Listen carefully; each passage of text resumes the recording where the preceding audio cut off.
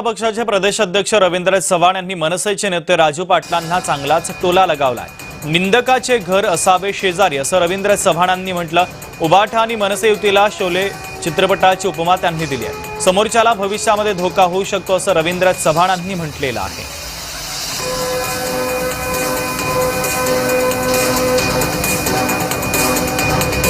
तर रवींद्र चव्हाणांनी आता हा टोला लगावलेला आहे। निंदकाचे घर असावे शेजारी असं म्हणत रवींद्र चव्हाणांनी टोलेबाजी केली आहे। उबाठा मनसे युतीला शोले चित्रपटाची उपमा देखील त्यांनी दिलेली आहे। राजू पाटलांना रवींद्र चव्हाणांनी हा टोला लगावला आहे।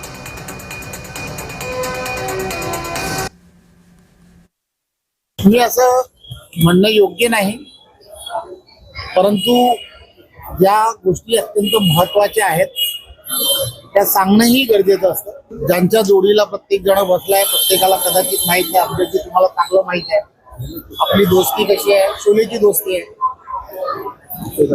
त्यामुळे त्या शोलेच्या दोस्तीमध्ये कधी काय तुला तर माहित आहे, आमच्यातला जास्त माहित आहे, त्यामुळे समोरच्याला जास्त धोका आहे असं मला स्वतःला वाटतं।